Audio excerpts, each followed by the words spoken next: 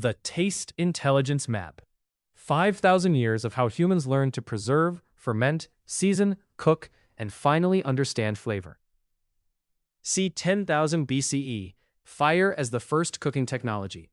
Heat changed texture, aroma, safety, and digestibility, making cooking the first transformation of nature into cuisine. Every later step on this map, boiling, browning, fermenting, reducing, sits on top of the basic idea that controlled heat reshapes what is edible. C. 8,000 to 6,000 BCE. Grain agriculture and porridge bread foundations. Domesticated grains created repeated meals, storage, grinding, soaking, boiling, and eventually bread-like foods. Settled grain farming is often associated with the first stable food calendars and the first kitchens that repeated the same dishes over many years. C. 7,000 BCE. Early pottery and controlled boiling. Pottery made liquid cooking, soups, stews, and long extraction possible. Once you can put water on the fire, stock, broth, gruel, dashi, and reduction-based sauces all become reachable techniques. 6,000 to 4,000 BCE. Fermentation as managed time. Fermentation turns spoilage risk into flavor, preservation, acidity, aroma, and cultural identity. Wherever it appears, fermentation marks a culture that learned to wait and to taste the difference between day 1 and month 6. C. 5,000 BCE. Salt preservation. Salt allowed people to slow decay, move food across distance, and concentrate flavor. Salt is the silent variable behind almost every preserved food on this map. Fish sauces, miso, soy sauce, cured meats, pickles. C. 4,000 to 3,000 BCE. Beer, bread, and grain fermentation. Grain fermentation linked daily food, ritual, storage, and the earliest taste of transformed time. Bread and beer often appear together in early cities, suggesting that fermentation was as much a social technology as a culinary one. C. 3000 BCE. Fish sauces and fermented marine flavor. Fermented fish condiments show how salt, protein, and thyme created deep savory flavor long before modern food science. Long before the word umami existed, cultures from East Asia to the Mediterranean had independently learned to ferment fish for depth. 2500 BCE. Ancient Egypt. Bread, beer, onions, garlic, and structured meals. Egyptian food culture shows an early system of staples, fermentation, aromatics, and labor organization. Egypt is one of the earliest places where food appears to be paid as wage, ration, and ritual offering, the sign that cuisine had become infrastructure. C. 2000 to 1000 BCE. Soybean fermentation in East Asia. Soy-based fermentation would later become one of the foundations of miso, soy sauce, and East Asian savory taste. Soy is the protein that East Asian cooking learned to ferment most patiently, a thread that runs from ancient pastas to modern shoyu. C. 1000 BCE. Dried and smoked foods. Drying and smoking preserved food while adding aroma, bitterness, sweetness, and depth. Katsuobushi, prosciutto, hard cheeses, and smoked fish are all variations of the same idea. Take time out of the food, leave the flavor behind. C. 500 BCE to 500 CE. Garum and the Roman sauce economy. Roman garum shows sauce not as decoration, but as industry, trade, and everyday flavor infrastructure. Garum is often associated with amphora trade routes across the empire. Sauce became something you shipped, taxed, and built kitchens around. Koji culture and mold as a culinary tool. Koji transformed grain and beans through enzymes, helping create miso, sake, soy sauce, and many Japanese flavors. Japanese cuisine is, at the protein level, a long conversation with one filamentous mold, Aspergillus oryzae, kept alive over generations, around 700 to 1200 CE. Miso, as preserved protein and flavor. Miso became both nourishment and seasoning, showing how preservation and flavor can become inseparable.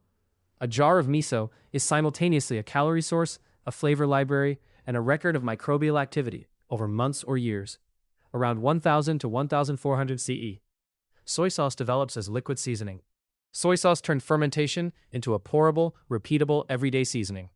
A liquid that is salty, savory, and stable changes a kitchen. You can season at the table, not only in the pot. Around 1200 to 1500 CE. Spice roots and long-distance flavor. Pepper, cinnamon, cloves, and other spices change food by connecting taste to distance, wealth, and empire.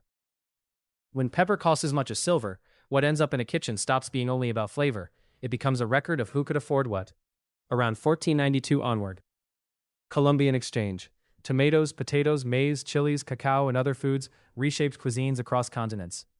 Italian tomato sauce, Korean gochujang, and Indian chili curries all depend on plants that did not exist in their kitchens 600 years ago. Around 1500s to 1600s. Sugar becomes a global taste force. Sugar moved from luxury to mass desire, changing desserts, beverages, preservation, and colonial economies. Sugar is one of the clearest cases on this map, where taste, labor, and global power cannot be separated. Around 1600s to 1700s. Coffee, tea, chocolate, and public taste. Bitter drinks created new public spaces, habits of conversation, and daily rituals.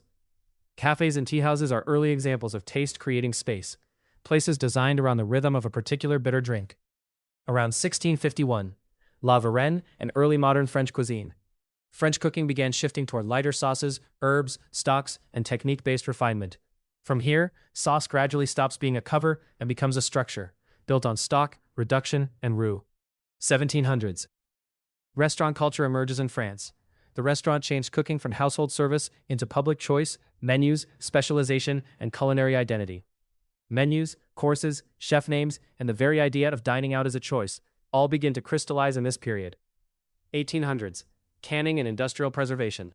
Canning separated preservation from seasonality and helped food travel farther with more stability. When tomatoes can sit on a shelf in winter, the meaning of in season changes in nearly every kitchen. Modern kitchen tools and standardized measurement. Scales, thermometers, metal pans, and printed recipes made cooking more repeatable. Once technique can be written down and measured, the same dish can travel between kitchens without losing its identity. 1860s to 1900s. Germ theory and safer food systems. Microbiology changed how people understood spoilage, fermentation, safety, and cleanliness. Once microbes have names, fermentation is no longer mystery. It becomes a process that can be designed. Ikeda Kikunai and umami. The naming of umami gave scientific language to a taste long recognized in broths, seaweed, fermented foods, and meat. From here onward, what cultures had known by taste for centuries, dashi, garum, parmesan, soy sauce, could be discussed in the same vocabulary. 1912. Maillard reaction described.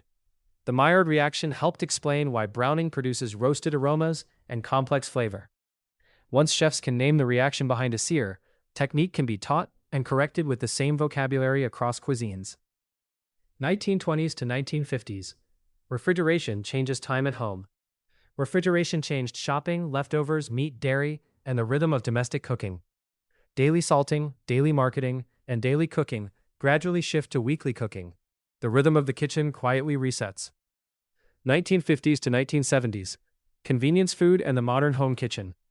Packaged foods, frozen meals, and appliances change the balance between labor, speed, and taste.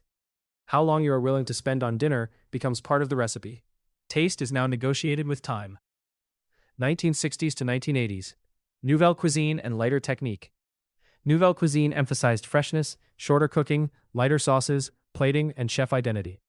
Sauce gets lighter, plates get more visual, and the chef's name becomes part of the dish's story. 1990s to 2000s. Molecular gastronomy. Scientific curiosity entered restaurant kitchens more visibly, changing texture, temperature, and the language of technique. Restaurants begin to speak openly in the language of physics, chemistry, and texture engineering. And home cooking slowly absorbs the vocabulary. 2010s to 2020s. Home cooks learn through video, search, and online communities. Cooking knowledge became searchable, visual, and global, but also more fragmented. Anyone can find a technique in seconds, but also lose the larger structure that used to come bundled with a teacher or a cookbook. 2020s. AI, recommendation, and the future of taste. AI may help connect ingredients, history, technique, and personal context, but taste still depends on the human body and memory. Whatever a model can suggest, the act of tasting still happens in a single human body.